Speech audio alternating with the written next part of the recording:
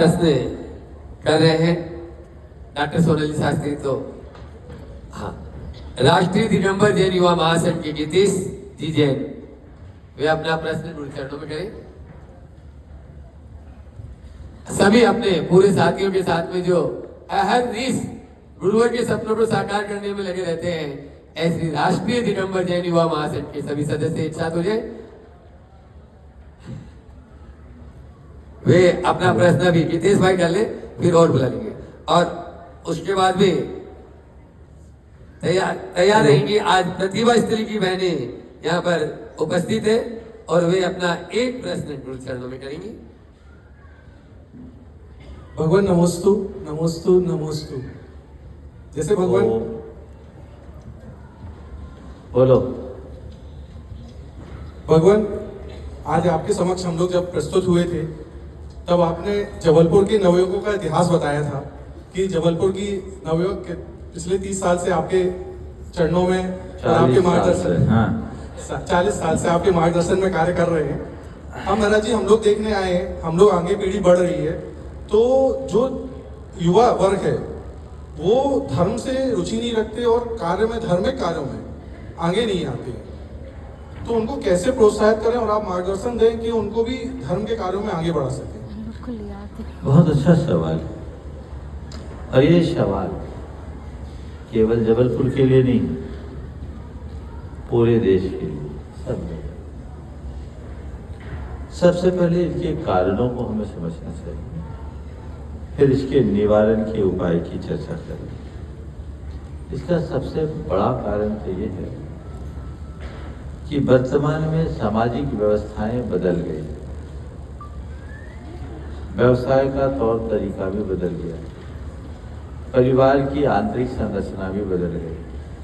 पहले एक परिवार में अनेक सदस्य होते थे, व्यापार भी सीमित होता था, हैंड्स की कमी नहीं होती थी, तो लोग अपने पारिवारिक व्यापारिक दायित्व को निभाते हुए धार्मिक कार्यक्रमों में और सामाजिक जिम्मेदारियों के निर्वाह में अपनी भूमिका निभा लेते थे। धीरे धीरे चीजें बदली, अब घर में एक ही बेटा है, कारोबार बढ़ गए, बच्चों में भी ज़्यादातर बच्चे बाहर जॉब करने लग गए, पढ़ाई भी बाहर करने लग गए। तो जब घर से बाहर रहने लगते हैं तो सामाजिक सरोकार खत्म हो जाता है, संस्कार भी शिथिल हो जाते हैं, हैंड्स कम होने के कारण उनकी सीधी भागीदारी भी देखने को कम मिलती है। जिस तरह से हम लोगों की परवरिश हुई तो तुम लोगों की नहीं, और अब जो तुम्हारे बाद की, तुम्हारे नीचे की जो जैन जी है उसकी कहानी और अलग है, और अल्फा की तो और अलग है, और जो बीटा है वो तो बाप को पढ़ाएंगे। इस समय बदल रहा है बहुत तेजी से, जो सोशल चेंज है एक बहुत बड़ा कारण है। इसमें हमने ये महसूस किया है कि कई जगह श्रद्धा और भावना होने के उपरांत भी लोगों के पास समय नहीं, वो भाग नहीं ले पाते, एक कारण है। दूसरा कारण ये है कि पहले घर के बड़े ही व्यवसाय में मुख्य रहा करते थे, अब व्यवसाय में घर के जवानों की कमान आ गई। ठीक। तीसरा कारण ये है कि हमारे बड़े बुजुर्ग जो जितने भी हैं ना, वे 80 वर्ष तक भी अपने आप को जवान बनाए रखते हैं, वो रिटायर ही नहीं होते, सीट ही खाली नहीं करते, तो हमारे युवाओं को अवसर ही नहीं मिलता, अवसर के अभाव में वो घर बैठ जाते हैं, उन्हें प्रेरणा और प्रोत्साहन नहीं मिलता।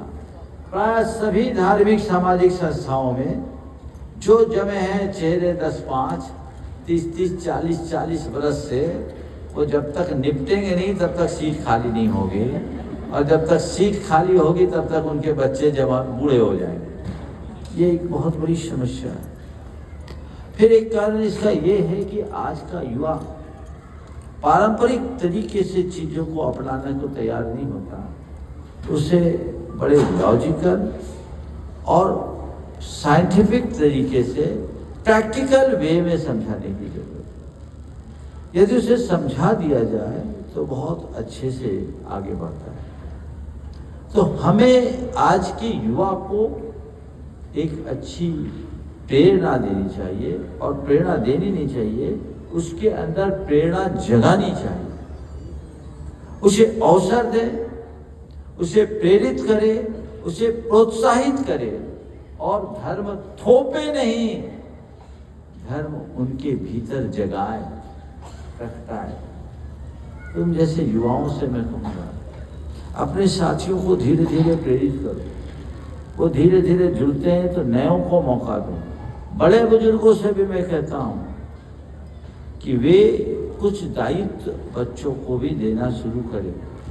मैंने एक और बदलाव देखा कि घर में तो तुम्हारी बिल्कुल नहीं चलती, जितने बुजुर्ग हैं बेटों के आगे किसी की नहीं चलती, जिनकी घर में नहीं चलती वो समाज में अपनी चलाने में लगे रहते हैं, वो वहाँ की पूरी यहाँ निकालते हैं।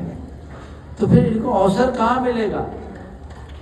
महाराज आप जो बात कर रहे हैं फिर तो हम लोग बेरोजगार हो जाएंगे। मैं तुम्हें बेरोजगार नहीं कह रहा हूँ, क्योंकि जो बिना काम किए होते हैं वो जल्दी निपट जाते हैं।